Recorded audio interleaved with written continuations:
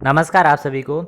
तो जो अभी पीटीईटी एग्ज़ाम 2023 होने वाला है, उसमें आपके एक टॉपिक आता है जिसमें जनरल साइंस के कुछ टॉपिक हैं जो मैं आपको 100% कवर करवाने वाला हूं, क्योंकि हर साल इसमें से 8 से 10 क्वेश्चन पूछे जाते हैं और अधिकतर स्टूडेंट होते हैं वो इस टॉपिक छोड़ देते हैं, क्योंकि वो सोचते हैं कि मतलब कम क्वेश्चन में हम क्या कर लेंगे, जबकि जो मेरिट होती है वो इसके आधार पर ही बनती है, क्योंकि अधिकतर स्टूडेंट इसको छोड़ देते हैं। तो आप जरूर इसे पूरा कवर करें और पूरा वीडियो देखें आप।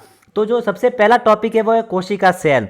क्या है कोशिका? तो कोशिका है वो शरीर की संरचनात्मक व क्रियात्मक इकाई होती है। कहने का मतलब जो फंक्शनल है और स्ट्रक्चर है वो यूनिट है वो कोशिका है। जिस प्रकार से हम अपने जब घर का निर्माण करवाते हैं तो नींव भरने के लिए हम एक पत्थर से दूसरे पत्थर को जोड़ते हैं, फिर इस प्रकार से हम पत्थर पर पत्थर जोड़ के हम पूरी एक दीवार का निर्माण करते हैं और फिर ऐसे कई दीवारें बनती है तो एक रूम का निर्माण होता है। तो उसी प्रकार एक कोशिका से फिर दो कोशिकाएं, दो कोशिका से इस प्रकार से हजारों कोशिकाएं बनती है, और जब हजारों लाखों करोड़ों कोशिकाएं बनती है तो हमारे शरीर का निर्माण होता है। तो वो कोशिका है तो हमारे शरीर की क्या एक प्रकार से नींव है।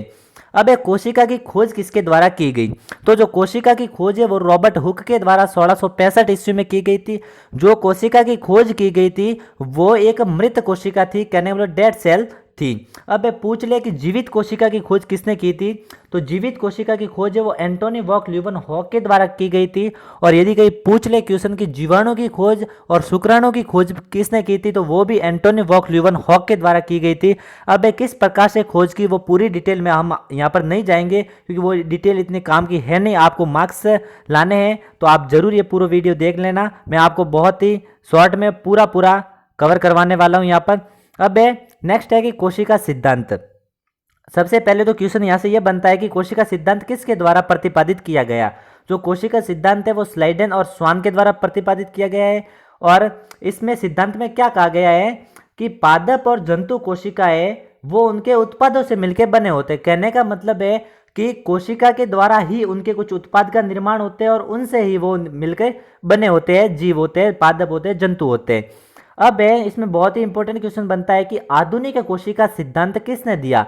तो जो आधुनिक कोशिका सिद्धांत है, यदि क्वेश्चन आ जाए ऐसा कि आधुनिक कोशिका सिद्धांत किसने दिया, तो ये 1855 ईस्वी में रुडोल्फ विर्चो के द्वारा दिया गया। इन्होंने क्या बताया कि नई कोशिका की जो उत्पत्ति होती है वो जो पहले कोशिकाएं है उनके विभाजन होता है और नई कोशिकाओं की उत्पत्ति होती है, और इसे ओमनी सेलुल ई सेलुला कहा जाता है। एग्जाम में क्वेश्चन इस प्रकार भी पूछ सकते हैं कि ओमनी सेलुल ई सेलुला का सिद्धांत किसके द्वारा प्रतिपादित किया गया? तो वो रुडोल्फ विर्चो के द्वारा प्रतिपादित किया गया। और नॉर्मल क्वेश्चन आ जाए कि कोशिका सिद्धांत किसके द्वारा दिया गया है, किसके द्वारा प्रतिपादित किया गया, तो कोशिका सिद्धांत स्लाइडेन और स्वान के द्वारा प्रतिपादित किया गया।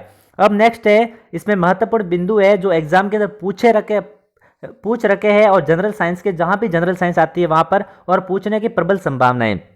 तो इसमें पहला है कि सबसे छोटी कोशिका है, विश्व के अंदर सबसे छोटी कोशिका है वो माइकोप्लाज्मा है। इसमें माइकोप्लाज्मा की एक प्रजाति है माइकोप्लाज्मा गैलीसेप्टिकम। जो माइकोप्लाज्मा है वो सबसे छोटी कोशिका है। और इसमें हाल ही में क्वेश्चन पूछ रखा है कि जो माइकोप्लाज्मा है क्या ऑक्सीजन के बिना जीवित रहती है? बिल्कुल राइट है कि ये बिना ऑक्सीजन के जीवित रहती है। अब नेक्स्ट है कि सबसे बड़ी कोशिका कौन सी है? विश्व की बात हो रही है कि विश्व में सबसे बड़ी कोशिका कौन सी होती है? जो शुतुरमुर्ग का अंडा होता है वो एक प्रकार से कोशिका है और जो सबसे बड़ी कोशिका मानी गई है। और मनुष्य शरीर की सबसे लंबी कोशिका है वो तंत्रिका कोशिका है। या फिर आपको पूछ ले कि सबसे लंबी कोशिका कौन सी है, तो वो तंत्रिका कोशिका होती है जो लगभग 1 मीटर उसकी लंबाई होती है। ठीक है। अब एक कोशिका के अध्ययन को क्या कहा जाता है? तो कोशिका के अध्ययन को साइटोलॉजी कहा जाता है। साइटोलॉजी मतलब स्टडी ऑफ सेल, कहने मतलब सेल का अध्ययन क्या कहलाता है? साइटोलॉजी कहलाता है। और ये बहुत ही इंपॉर्टेंट क्वेश्चन है जो पीटीईटी के अंदर आ रखा है कि कोशिका के केंद्र की खोज किसने की थी? तो कोशिका के केंद्र की खोज रॉबर्ट ब्राउन के द्वारा की गई। हाल ही में जो पीटीईटी के एग्जाम हो रहे हैं तो उसमें एक बार पूछा गया था कि कोशिका तथा कोशिका के केंद्र की खोज किसने की थी? तो ये 2 क्वेश्चन साथ में पूछ रखे थे। तो कोशिका की खोज तो रॉबर्ट हुक ने की थी और कोशिका के केंद्र की खोज रॉबर्ट ब्राउन के द्वारा की गई थी। अब नेक्स्ट है कि कोशिकाओं की संख्या के आधार पर जीव, कहने का मतलब कोशिकाओं की संख्या के आधार पर जीवों को विभाजित किया गया है। तो एक तो होता है एक कोशिकीय जीव यूनिसेलुलर ऑर्गेनिज्म और दूसरा है मल्टी सेलुलर ऑर्गेनिज्म बहुकोशिकीय जीव। तो ऐसे जीव जिसमें एक कोशिका होती है। तो आप सबसे पता लगा सकते हो एक कोशिकीय जीव, आपको परिभाषा नहीं पूछी जाएगी, आपको पूछा जाएगा कि निम्न में से एक कोशिकीय जीव कौन से हैं। तो जिसमें अमीबा हो सकता है, पैरामीशियम हो सकता है, ये आपको एग्जाम्पल के रूप में दे सकते हैं। तो अमीबा और पैरामीशियम ये एक कोशिकीय जीव है। अब नेक्स्ट है कि बहुकोशिकीय जीव। तो जो बहुकोशिकीय जीव होते हैं तो ऐसे जीव जिसमें अनेक कोशिकाएं से मिलकर बने होते हैं, कहना मनुष्य। तो मनुष्य के अंदर कई हजारों कोशिकाएं, कई लाखों कोशिकाएं हैं जो जिससे मनुष्य मिलके बना होता है। तो मनुष्य एक बहुकोशिकीय जीव हो जाता है। अब नेक्स्ट है, अब प्रोकैरियोटिक कोशिका क्या है। तो प्रोकैरियोटिक कोशिका आपको ध्यान रखना है कि प्रोकैरियोटिक कोशिका में यदि उसका केंद्रक झिल्ली नहीं है, यदि किसी कोशिका में उसके केंद्रक पर झिल्ली नहीं है तो वो प्रोकैरियोटिक कोशिका होगी। और इसमें जो भी कोशिकांग होता है जैसे कि माइटोकॉन्ड्रिया, कोशिकांग मतलब कोशिका के अंग, ऑर्गन ऑफ सेल। तो जो भी कोशिकांग होते हैं, माइटोकॉन्ड्रिया है, तारक केंद्र है, अंतःप्रदेशीय जालिका है, लाइसोसोम है, ये आदि होते हैं वो अनुपस्थित होते हैं, ये प्रोकैरियोटिक कोशिका कहलाती है। आपको ये ध्यान रखना है जिसमें केंद्रक झिल्ली अनुपस्थित रहती है, केंद्रक झिल्ली एब्सेंट रहती है, प्रोकैरियोटिक कोशिका कहलाती है। अब प्रोकैरियोटिक कोशिका के एग्जाम्पल कौन कौन से हैं, जिसमें जीवाणु आ जाता है, बैक्टीरिया आ जाता है, नीलहरी शैवाल आ जाता है, और जो माइकोप्लाज्मा गैलीसेप्टिकम या माइकोप्लाज्मा आप कह सकते हो। अब नेक्स्ट है कि यूकैरियोटिक कोशिका। अब यूकैरियोटिक कोशिका क्या है, जिसमें केंद्रक सुस्पष्ट केंद्रक आवरण से घिरा रहता है, तो वो यूकैरियोटिक कोशिका है। अब यूकैरियोटिक कोशिका के अंदर जो भी ऊपर हमने प्रोकैरियोटिक कोशिका के अंदर जो कोशिकांग देखे हैं, जो सेल ऑर्गन देखे हैं, वो क्या होते हैं, प्रेजेंट होते हैं, कहने का मतलब उसमें पाए जाते हैं। अब इसमें बहुत इंपॉर्टेंट है कि ऐसा कौन सा कोशिकांग है जो प्रोकैरियोटिक और यूकैरियोटिक दोनों कोशिकाओं उपस्थित होता है। जो राइबोसोम होते हैं, राइबोसोम एक झिल्ली रहित कोशिकांग है, कहने का मतलब इस पर झिल्ली नहीं होती है। तो प्रोकैरियोटिक और यूकैरियोटिक कोशिका दोनों के अंदर पाया जाने वाला कोशिकांग है वो राइबोसोम है। अब नेक्स्ट है दो इसका ये विवरण है कि झिल्ली रहित कोशिकांग है। एग्जाम में क्वेश्चन पूछ रखा है कि झिल्ली रहित कोशिकांग कौन सा है, जिसमें 4 ऑप्शन दे दिए जाते हैं। तो इसमें आपको राइबोसोम इसमें राइट करना होगा। अब यूकैरियोटिक कोशिका में 80S प्रकार के राइबोसोम, 80S कहने का मतलब ये एक प्रकार से इनके राइबोसोम के प्रकार है, 80S, 70S और 55S है, ये अलग अलग प्रकार है। तो यूकैरियोटिक कोशिका में 80S प्रकार के राइबोसोम और प्रोकैरियोटिक कोशिका में 70S प्रकार के राइबोसोम प्रेजेंट होते हैं। अब नेक्स्ट है कि कोशिकांगों के महत्वपूर्ण बिंदु है। ये बिंदु आपको बहुत बहुत अच्छे से ध्यान रखने हैं, क्योंकि ये वही बिंदु है जो एग्जाम के अंदर पूछ रखे हैं और आने की प्रबल संभावना है। अब एक कोशिकांगों के महत्वपूर्ण बिंदु की बात करूँ, कोशिका झिल्ली। जो कोशिका झिल्ली कहने का मतलब जो कोशिका के बाहर सबसे आवरण होता है, जो जंतु कोशिकाएं होती है उनके सबसे बाहर का आवरण कोशिका झिल्ली होती है। तो सबसे बाहर का आवरण कोशिका झिल्ली वो किससे बनी होती है, वो फॉस्फोलिपिड, कहने का मतलब एक प्रकार का लिपिड का प्रकार है जिसमें फॉस्फोलिपिड और प्रोटीन की बनी हुई होती है। तो पहला ऑप्शन बहुत ही इंपॉर्टेंट, पहला जो पॉइंट है वो बहुत इंपॉर्टेंट है। अब नेक्स्ट क्वेश्चन है कि पादपों की कोशिका भित्ति होती है वो किसकी बनी होती है, तो सेलुलोज, हेमीसेलुलोज, पैक्टिन और प्रोटीन की बनी होती है। तो इसमें इसमें जो पॉइंट दूसरा है वो भी बहुत इंपॉर्टेंट है। जो कवकों की कोशिका भित्ति होती है वो काइटिन की बनी होती है। और फोर्थ पॉइंट है कि अंतःप्रदेशीय जालिका, इसको शॉर्ट में लिखा है ER, कहने वाले एंडोप्लाज्मिक रेटिकुलम, जो इसकी खोज है वो पोर्टर के द्वारा की गई है। कोशिकांगों की खोज है वो किसके द्वारा की गई है, एग्जाम के अंदर ये बहुत इंपॉर्टेंट क्वेश्चन बनते हैं और यही अभी तक PTET के अंदर एग्जाम में पूछे गए हैं। अब है कि अंतःप्रदेशीय जालिका होती है, जो ये भी 2 प्रकार की होती है, एक तो चिकनी अंतःप्रदेशीय जालिका होती है, खुरदरी अंतःप्रदेशीय जालिका होती है। जो चिकनी अंतःप्रदेशीय जालिका होती है उसमें क्या होता है कि राइबोसोम के कण नहीं पाए जाते, और जो खुरदरी अंतःप्रदेशीय जालिका होती है उसमें राइबोसोम के कण प्रेजेंट होते हैं। और जो चिकनी अंतःप्रदेशीय जालिका होती है वो वसा का संश्लेषण करती है, कहने मतलब वसा का निर्माण करती है, वसा से रिलेटेड होती है। और जो खुरदरी अंतःप्रदेशीय जालिका होती है जिसमें राइबोसोम प्रेजेंट होते हैं, तो ये प्रोटीन संश्लेषण का काम करती है, क्योंकि इस पर क्या होता है, राइबोसोम होते हैं और राइबोसोम को क्या कहा जाता है, प्रोटीन की फैक्ट्री कहा जाता है। तो ये प्रोटीन संश्लेषण का काम करती है, उसके अंदर मदद करती है। अब नेक्स्ट है कि लाइसोसोम की खोज किसके द्वारा की, तो लाइसोसोम की जो खोज है वो डी ड्यूवे के द्वारा की गई, अंतःप्रदेशीय जालिका की खोज पोर्टर के द्वारा की गई और लाइसोसोम की खोज है वो डी ड्यूवे के द्वारा की गई है। अब लाइसोसोम का क्या कार्य है, तो लाइसोसोम अंतराकोशिकीय पाचन के लिए उत्तरदायी, कहने के मतलब हमारे बॉडी के अंदर जो पाचन का काम हम पाचन तंत्र के अंदर पढ़ते हैं, तो हमारी एक कोशिका के अंदर पाचन का काम कौन करता है, तो लाइसोसोम के द्वारा। ये क्वेश्चन पूछ सकते हैं आपसे कि अंतरकोशिकीय पाचन के लिए कौन सा कोशिकांग उत्तरदायी है, तो ये लाइसोसोम आपके आ जाएगा।